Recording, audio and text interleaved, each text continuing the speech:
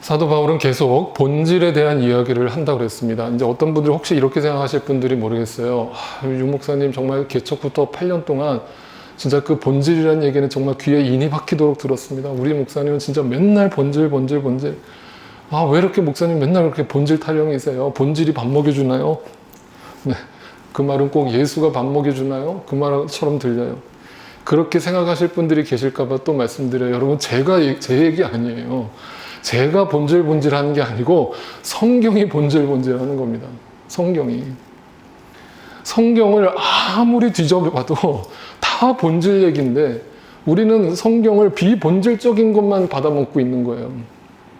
그러니까 이제 사도 바울은 계속 고린도 교인들한테 영적 어린아이라고 이야기를 하면서 그 본질에 대해서 자꾸 또 설명을 합니다. 그러니까 못 알아들으니까 비본질적인 걸 가지고 지난주에 우리가 나눴던 결혼 문제, 이혼 문제, 재혼 문제 이런 이야기들을 언급하면서 또다시 본질로 돌아가는 거예요. 그래서 지난주 어떻게 끝났어요? 이렇게 끝났잖아요. 16절 보면 그대가 혹시나 그대의 남편을 구원할런지, 그러니까 결혼이라는 것이 목적이 뭐라는 거예요? 본질이 뭐라는 거예요? 우리 믿는 사람들한테 구원에 있다는 거예요. 구원. 온 가족이 함께 예수를 믿고 구원받는 것이 결혼 생활의 목적이라는 거예요.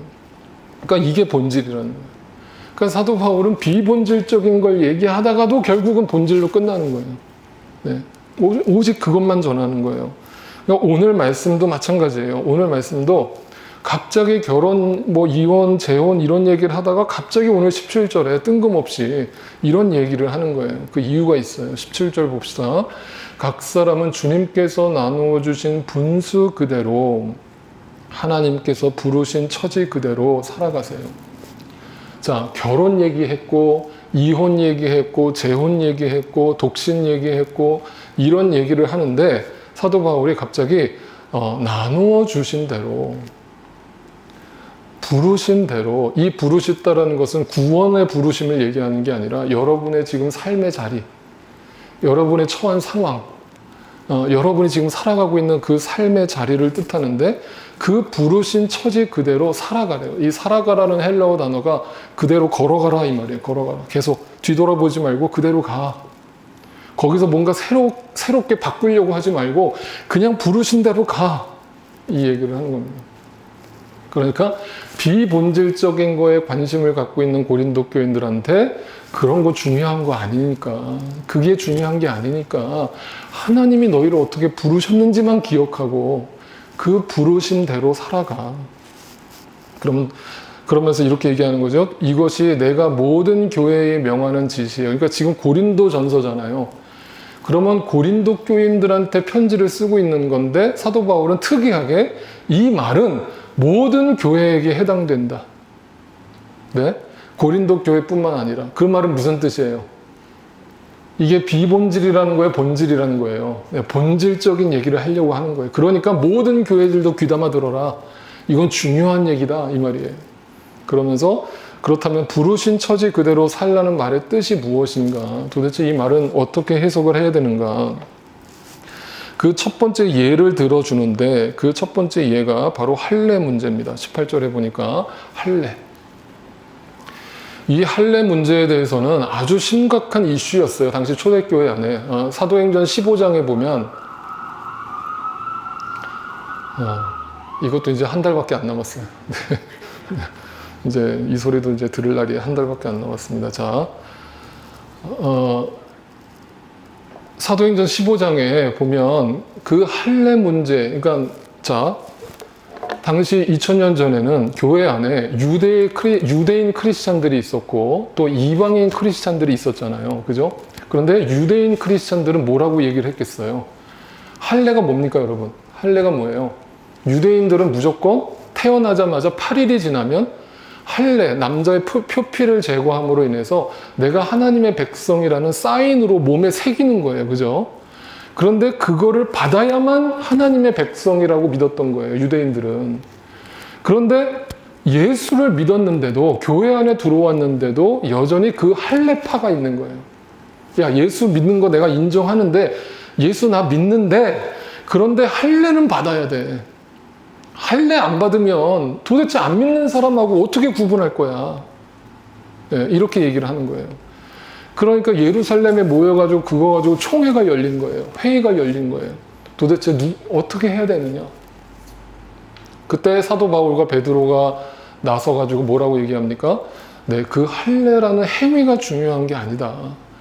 그 너희가 마음으로 거듭난 것이 중요한 것이지 행위가 중요한 것이 아니다라고 이야기를 하는데, 그런데 지금 고린도 교회 안에서 똑같은 일이 벌어지는 거예요. 자, 다시 보면 그 뒷부분에 뭐라고 되어 있어요? 부르심을 받은 사람은 굳이 할례 받은 흔적을 지우려고 하지 마세요. 내가 예수를 믿었으니까 이제 이 할례 같은 거 필요 없으니까 할례 받은 표를 지우자. 오늘날로 얘기하면 어떻게 지웁니까? 그거를. 네? 어떻게 지워요? 성령 수술을 한다는 얘기겠죠. 네? 그래서 지우겠다는 얘기예요. 그렇게 생각하는 사람들이 있더라는 거예요. 또 어떤 사람들은 이렇게 얘기해요. 할례를 받지 않은 크리스찬들 중에서는 굳이 할례를 받으려고 하지 마세요. 행위 자체가 중요한 게 아닙니다. 이 얘기를 하는 거예요. 그러니까 사도 바울이 이렇게 얘기를 하면서 본질에 대해서 설명하는데, 그 본질이 뭡니까? 본질이 뭐예요? 19절이에요. 할례를 받은 것이나 안 받은 것이나 그것은 문제가 아니고 뭐가 중요하다? 하나님의 계명을 지키는 것이 중요하다. 다시 한번 말하면 본질이 뭐라는 거예요? 말씀대로 살았느냐 안 살았느냐가 중요하다는 거죠. 여러분 지금 되게 중요한 얘기 할 거예요. 저는 기독교가 종교가 아니라고 계속 여기서 주장을 했는데, 자꾸 비본질적인 것을 진리라고 착각하는 사람들은 기독교를 자꾸 행위적인 종교로 만들어버려요. 그래서 자꾸 뭐 했냐, 뭐 하냐, 그거 자꾸 따져요. 근데 성경은 그렇게 가르쳐 주질 않는다고요. 아시겠죠? 그러니까 본질이에요. 그러니까 결국은 내가 하나님의 말씀의 본질을 알고 그 말씀의 본질대로 살았느냐가 중요하다는 거예요. 아시겠죠? 여러분이 어떤 행위를 했느냐는 전혀 카운트 되지 않아요. 아시겠습니까? 하나님 앞에서도 마찬가지예요. 자, 그런데 이 얘기를 제가 좀 더 풀어볼게요. 자, 사도 바울이 이렇게 얘기한 것을 가지고 고린도 교인들이 발끈했을 거예요. 아니, 저 사도 바울이 좀 말하는 게 이상한데? 아니, 그래도 할례를 받아야 될 거 아니야. 어떻게 할례를 안 받고 하나님의 백성이 됐다라고 얘기할 수 있어? 이렇게 얘기를 합니다. 그러니까 이것에 대해서 성경이, 그러면 구약 성경이 이것에 대해서 뭐라고 증언을 해주는지 한번 살펴봅시다. 자, 할례라는 얘기가 처음 나온 구절이 어디냐면요, 창세기예요. 창세기 17장에 가보시면 이런 구절이 나오죠. 아브라함에게 하나님이 명령하십니다. 너희 가운데서 남자는 모두 할례를 받아야 된다. 그러니까 이거는 그 할례라는 행위 자체가 중요한 게 아니라 유대인들이 왜 그렇게 할례 하는 거예요? 왜 그럴까요? 여기 나와 있잖아요. 이것은 너와 내 뒤에 오는 너의 자손과 세우는 나의 뭐예요? 언약이라고 생각하는 거예요. 그러니까 지금도 유대인들은 할례 의식을 행하거든요. 그런데 그들이 왜 할례를 중요하게 생각하냐면 그들은 그것을 하나님과 맺은 언약이라고 생각하기 때문에 이거를 정말 중요하게 생각하는 거예요. 목숨처럼 여기는 거예요. 자, 이게 지금 잘 보세요. 창세기 17장이에요. 자, 장수를 잘 기억하세요. 창세기 17장이에요. 그런데 창세기 15장에 보면 아브라함을 갖다가 하나님이 이렇게 평가하시는 장면이 나오거든요. 자, 15장입니다. 아브라함이 주님을 믿으니 주님께서 아브라함의 그런 뭐를요? 믿음을 뭐로 여기셨다?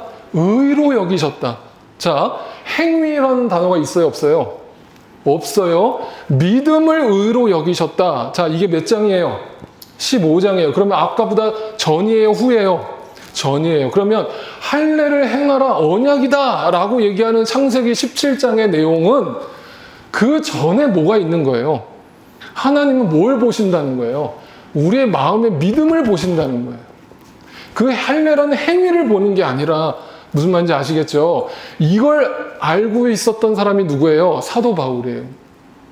이 구약의 내용을 정확하게 꿰고 있었던 사도 바울이 로마서에서 이것을 해석을 해줘요. 자, 로마서 4장 11절이에요. 보세요.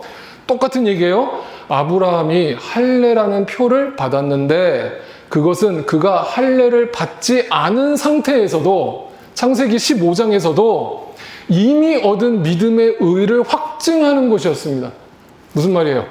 이미 15장에서 믿었다 이 말이에요. 믿었으니까 그 믿음에 대한 확증으로서 할례라는 의식을 받은 것뿐이지 할례라는 의식을 행했기 때문에 하나님을 믿는 게 아니다 이 말이죠. 자, 이걸 오늘날 이렇게 적용을 해볼게요. 자, 세례를 받는다, 침례를 받는다 중요해요 안 해요? 중요해요 안 해요? 중요하죠. 그런데 저는 이거예요. 세례라는 침례라는 그 행위 자체가 중요한 게 아니고요. 그 행위 의식을 하기 전에 이미 내 마음속에 믿음으로 구원을 받은 거예요, 안 받은 거예요?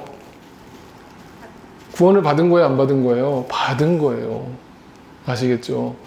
그러니까 내가 믿음으로 구원을 받은 것이 더 중요하다. 그래서 다시 보세요. 그래서 아브라함은 할례를 받지 않고도 믿는 모든 사람의 조상이 되었으니 할례라는 의식이 중요하지 않다. 그것은 그냥 의식에 불과하다. 그 전에 믿음이라는 것이 더 중요한 것이다. 믿음은 마음으로 믿는 것이다.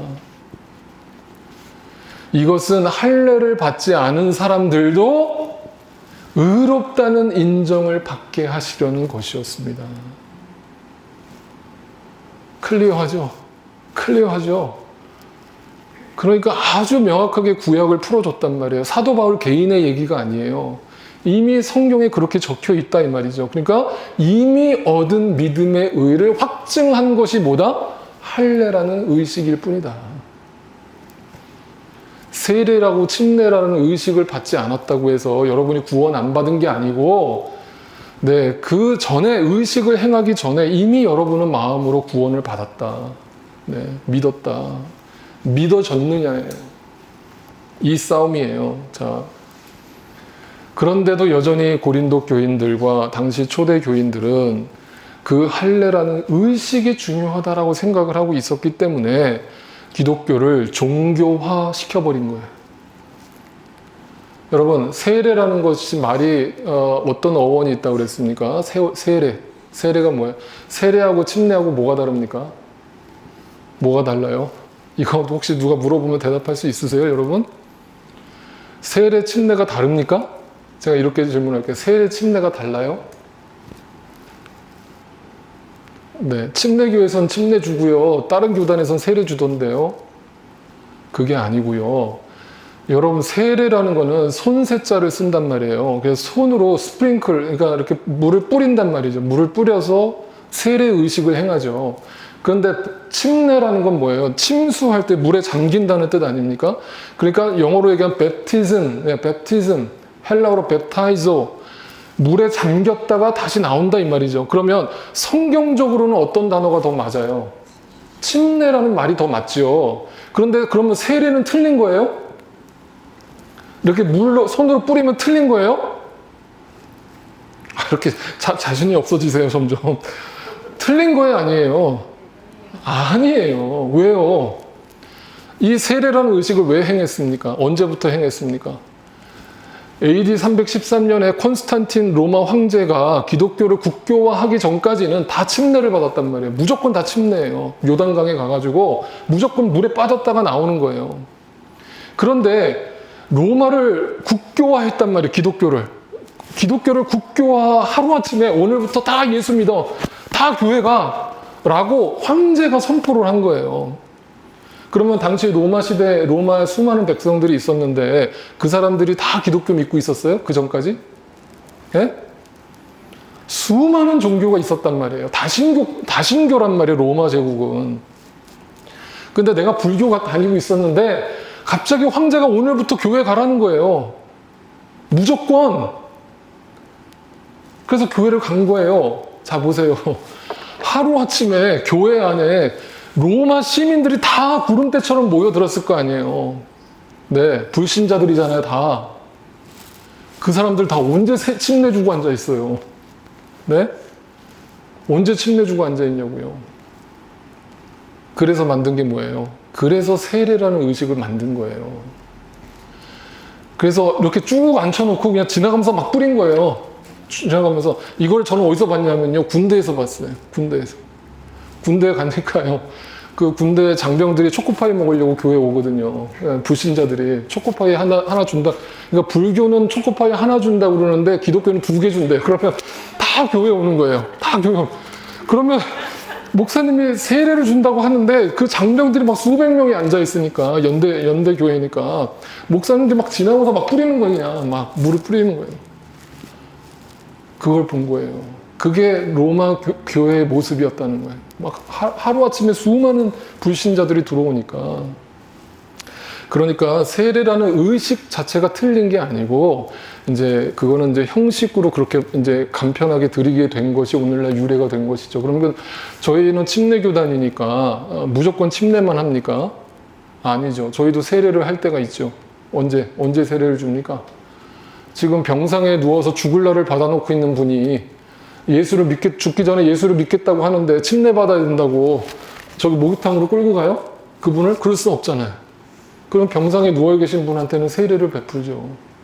아시겠죠? 그 의식이 중요한 게 아니고 그분이 정말 예수님을 마음으로 영접했느냐.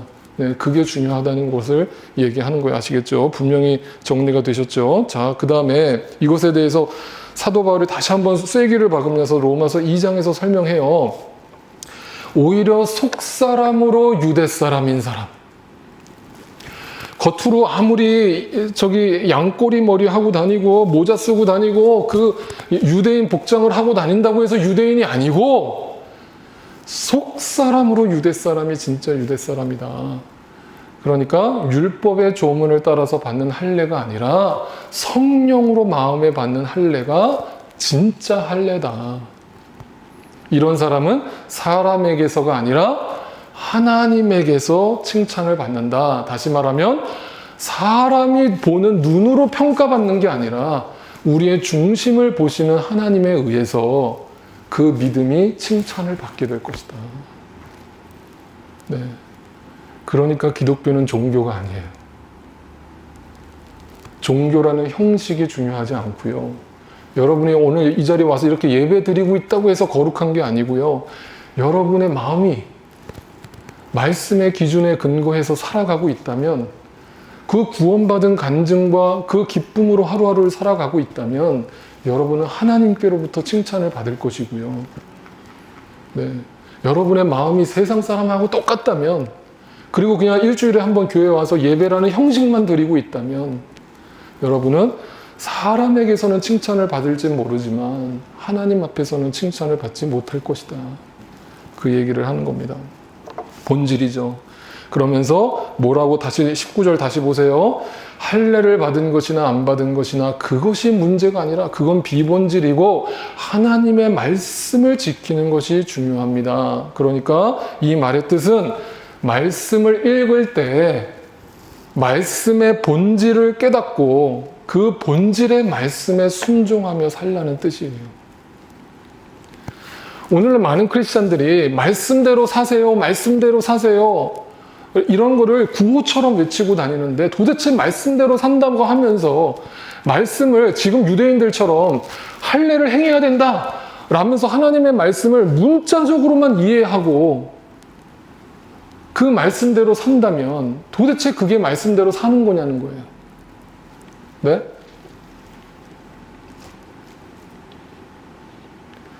제가 할 말이 참 많아요. 저한테 이렇게 주중에도 이메일이 오고 이렇게 그 신앙생활을 질문하시는 분들이 많은데 그분들이 뭐 이런 얘기를 해요. 뭐 11조를 드리는 것이 어떤 것이 성경적이냐, 뭐 목사님 어떻게 헌금을 드려야 되냐부터 해서 정말 별의별 질문을 다 하세요. 그러면 저는 얘기를 해요. 다른 교회는 모르겠고 저희 교회는 11조를 율법적으로 강조 안 합니다. 왜? 그거는 11조라는 그 의미가 중요한 것이지 11조를 율법적으로 지키라고 성경은 얘기 안 하거든요. 만약에 11조를 율법적으로 지켜야 된다라고 주장을 한다면 구약에 있는 모든 율법의 조례를 다 지켜야죠. 왜 그것만 지켜요? 예? 왜 그것만 강조합니까? 레위기나 민수기, 신명기에 나오는 그 모든 율법의 조례를 다 지켜야죠. 문자 그대로. 여러분, 그럼 우리는 돼지고기도 먹으면 안 되고, 네? 선지 해장국도 먹으면 안 되고, 저는 선지 해장국 너무 좋아하는데 그거 먹으면 안 되고 피채 먹으면 안 된다고 그랬으니까. 네? 그거 다 말씀대로 지켜야 되잖아요. 왜 그거는 말씀대로 안 지키면서 11조만 맨날 다 말라기서에 여기 분명히 써있지 않느냐, 온전한 11조를 바쳐라, 그러니까 은행의 이자까지 계산해서 바쳐라. 미치겠는 거예요. 저는 그런 얘기를 들으면. 그 온전하다는 단어가 무슨 뜻인지도 모르고. 여러분, 온전하다는 그 히브리어는요, 인간에게 쓰여지는 단어가 아니에요. 인간이 어떻게 온전해요? 온전하다는 그 단어는 오직 하나님께만 속한 단어거든요. 제가 지금 11조 설교하려는 게 아니라 이거 나중에 성경 공부할 때 또 설명할게요. 제가 곁으로 셉니다. 자, 그래서 다시 본론으로 돌아올게요. 어쨌든 본질입니다. 본질이에요. 그 말씀 속에 담겨있는 본질을 빼먹지 않고 그 겉으로 쓰여져 있는 글자로서의 말씀만 먹으면서 나 하나님 말씀대로 산다? 그거는 신앙생활 아닙니다. 그건 종교생활이에요. 네. 자, 20절에 사도 바울이 이렇게 얘기합니다. 각 사람은 부르심을 받은 그때의 처지 그대로 머물러 있으세요. 자, 첫 번째, 아까는 할례라고 하는 의식이 중요한 게 아니라 그 할례의 본질, 말씀의 본질을 따라서 살라고 얘기를 했다면, 두 번째는 그 부르심을 받은 그 처지 그대로 사세요 라고 이야기를 합니다. 이게 도대체 무슨 말인가? 21절에 설명을 해줍니다. 21절이에요. 노예일 때에, 자, 2000년 전에는 로마 제국 시대 아닙니까? 그때는 노예 제도가 있었죠. 그러니까 교회 안에 들어와 있는 성도들 중에는 대략 70%가 노예 신분이었어요. 네, 당시 초대교회는요. 여러분, 이거는 우리나라를 생각해 봐도 아는데, 우리나라의 초대 1800년대에 처음에 기독교가 우리나라에 들어갔을 때에 교회를 세웠잖아요. 그때 그 교회 안에 들어와 있는, 한국 교회 안에 들어와 있는 신분이, 그때는 양반과 상놈이 존재하던 계급사회였단 말이에요. 그러니까 당시 한국 교회 안에도 종이 들어와 있고, 교회 안에 종과 주인이 같이 들어와서 예배를 드리는 거예요. 여러분, 그게 안 믿는 사람들이 볼 때는 너무 쇼킹한 거예요. 어떻게 주인하고 종이 같은 자리에 앉아서 예배를 드릴 수가 있어. 근데 지금 고린도 교회 안에 그런 일이 벌어지고 있는 거예요. 노예가 70%예요. 나머지는 주인들이에요. 그러니까 주인과 노예가 함께 예배를 드리고 있었던 거예요. 그런데 고린도 교회 안에서 무슨 일이 벌어졌냐면, 노예 신분인 사람들은 나의 이 노예라는 신분이 너무 부끄러워서 이 노예라는 신분을 빨리 벗어버리고 싶은 거예요. 네? 그렇게 늘 자격지심, 내가 나는 노예인데 하나님이 나 같은 사람을 받아주실까? 내가 교회 안에 와서 하나님의 일을 할 수 있을까? 이런 자격지심으로 와서 앉아있는데, 사도 바울이 이렇게 얘기하는 거예요. 여러분이 노예라는 신분 가운데 하나님이 여러분을 부르셨습니까? 그런 것에 마음 쓰지 마세요. 저는 이 단어가 너무 따뜻한 거예요. 여러분이 지금 2000년 전에 고린도 교회 안에 있던 노예 신분의 성도였다고 한번 상상을 해보세요. 세상에 나가면 노예라는 그 신분 때문에 고개를 똑바로 들고 다니지 못하는 거예요. 근데 교회 안에 들어오긴 들어왔는데 교회 안에서도 눈치를 보면서 신앙생활을 했던 거예요. 그런데 사도 바울이 하나님의 말씀을 전하면서 마음 쓰지 마세요. 그게 중요한 거 아닙니다. 세상에서 여러분의 신분이 무엇이든지 뭐가 중요합니까? 그러면서 그러나 이렇게 얘기합니다. 자유로운 몸이 될 수 있는 기회가 있다면, 이건 뭐예요? 무슨 말이에요?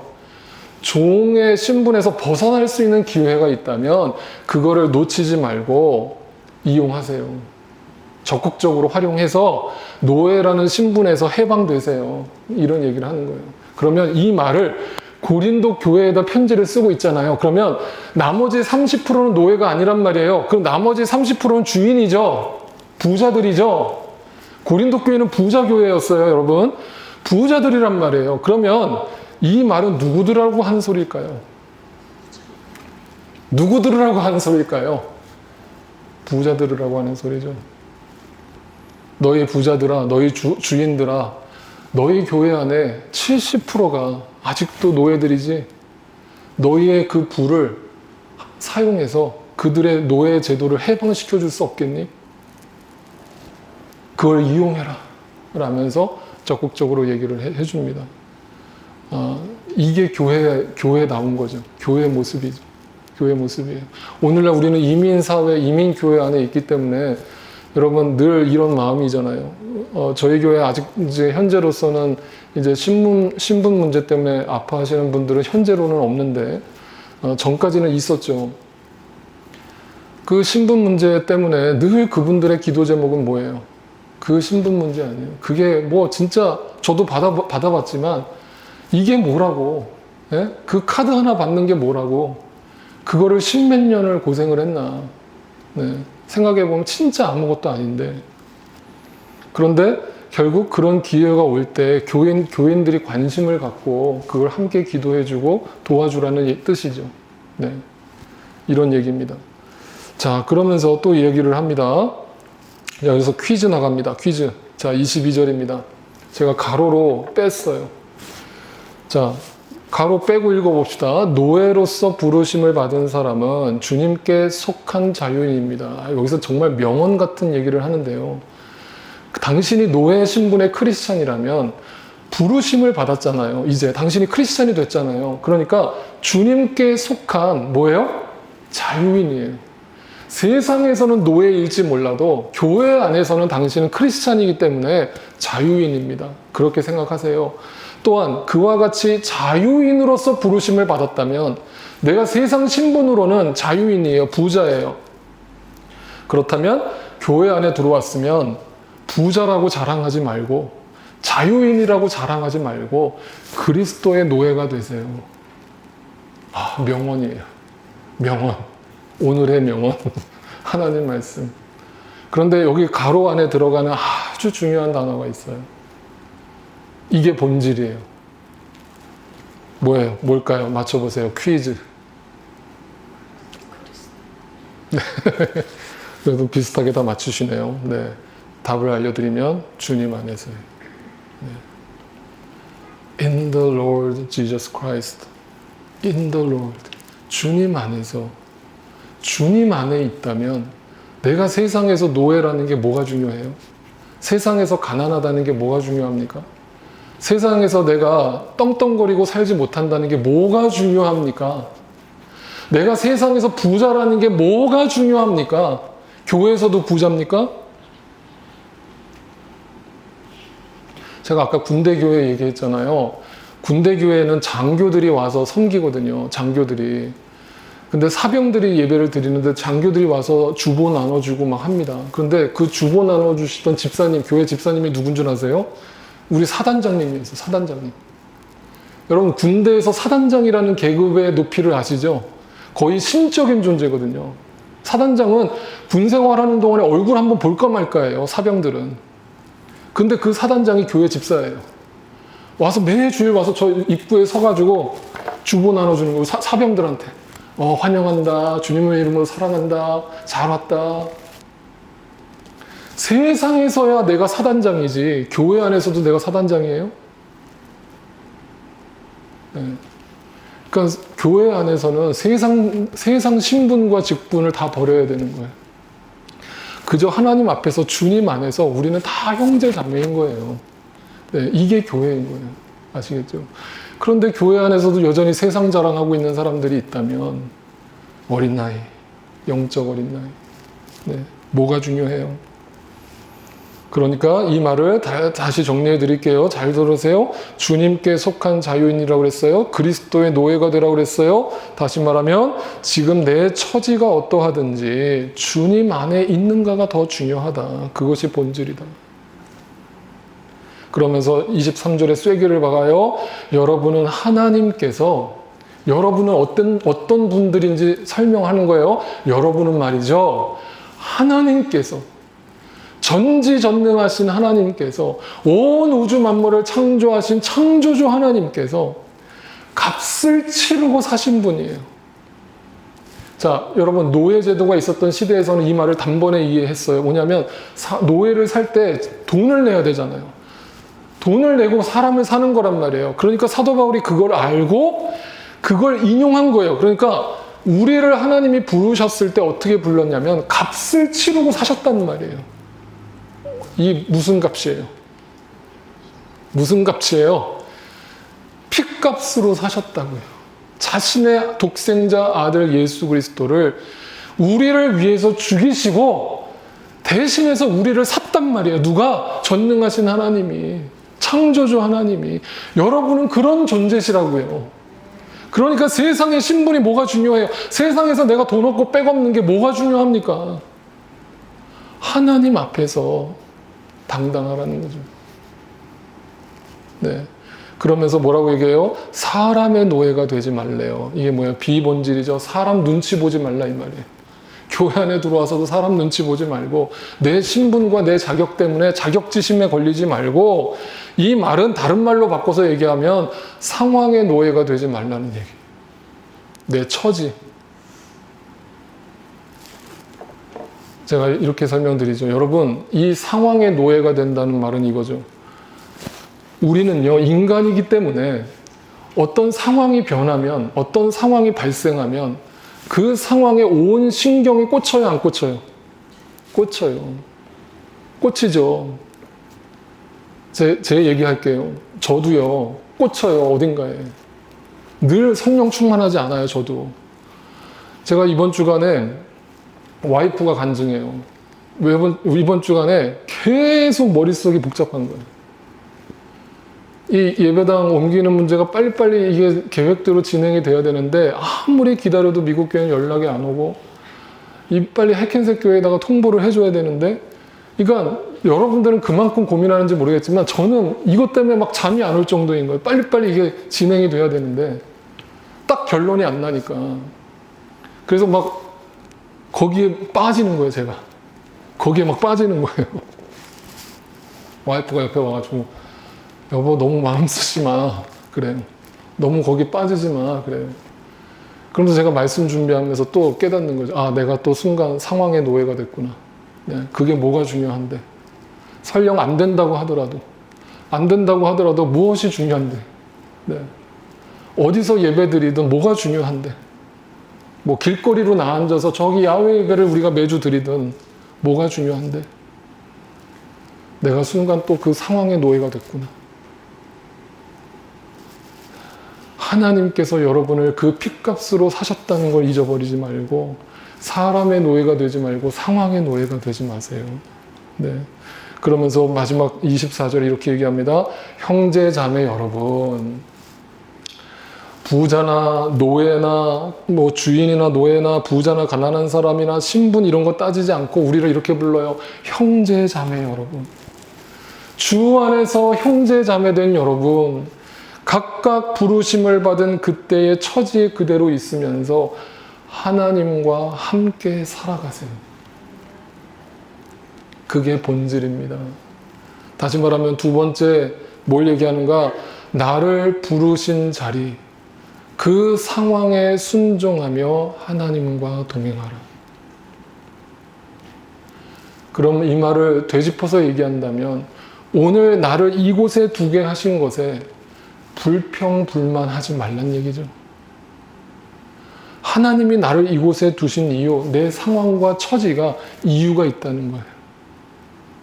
그러니까 감사하고 만족하고 자족하고, 네, 그 속에서 하나님과 동행하세요. 사람의 노예가 되지 말고, 상황의 노예가 되지 말고 하나님의 노예가 되세요. 이 얘기예요. 마지막으로 이 얘기를 드립니다. 여러분, 요셉 이야기를 제가 설교 시간에 여러 번 언급했죠. 요셉은 채색 옷을 입고 형들 앞에서 까불까불 거리다가 형들의 시기를 사서 노예로 팔려가잖아요. 그죠? 자, 그러면 요셉의 인생으로 보면, 여러분이 요셉이라고 생각해 보시면 내 인생에 지금 노예로 팔려갔어요. 네? 그 전까지는 아버지의 총애를 받던 사랑받는 아들이었는데 한순간에 노예가 됐단 말이에요. 그러면 절망이에요, 절망이 아니에요? 절망이잖아요. 절망이잖아요.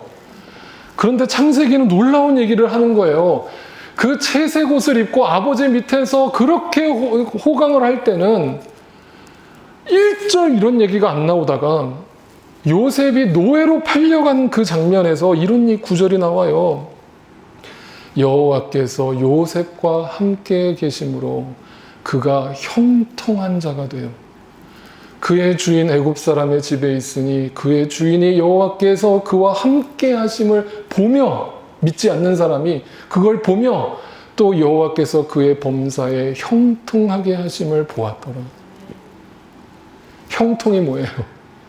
형통이 뭐예요? 내 뜻대로 만사 형통되는 거예요? 내가 계획한 대로 순리대로 막 일이 풀어지는 거예요? 성경에서 말하는 형통은 하나예요. 기억하세요. 하나예요. 그 복은 하나예요. 주님이 우리와 함께 하시는 거예요. 요셉의 처지는 노예로 팔려왔지만 그 속에서 절망하지 않았어요. 왜? 주님이 나와 함께 하심을 비로소 보게 된 거예요.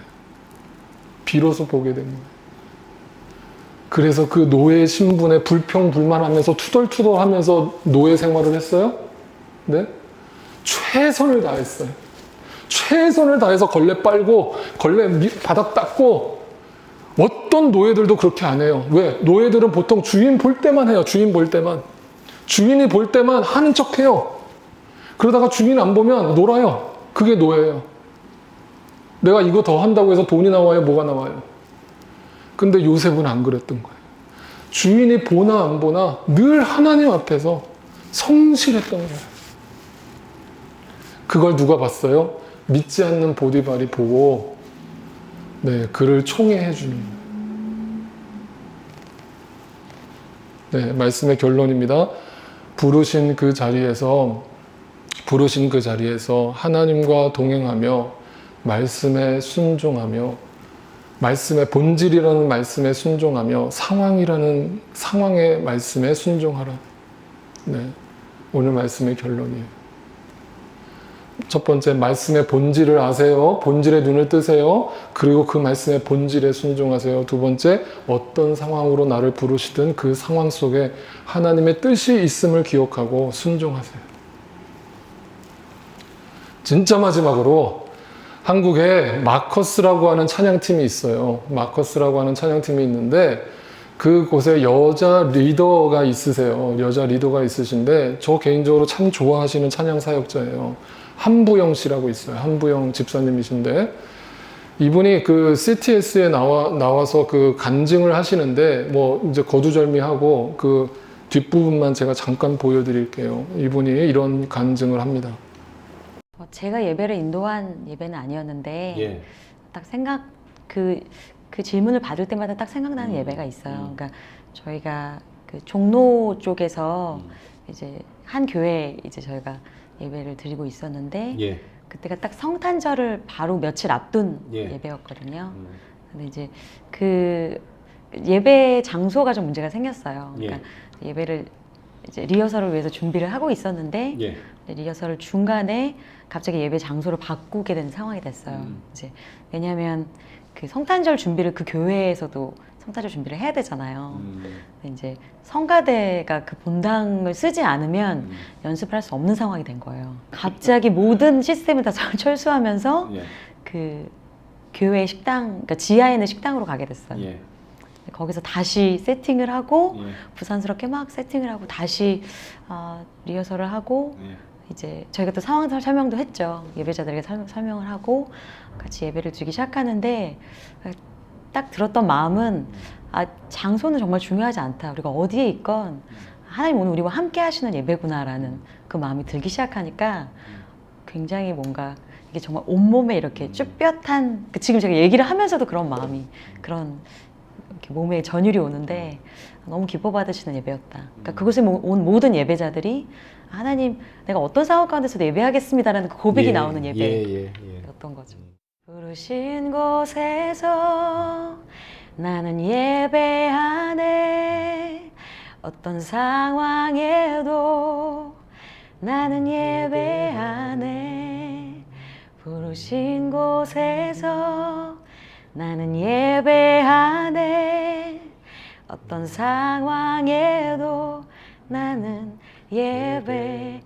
말씀을 생각하면서 같이 함께 불러보겠습니다. 따스한 성령님 마음으로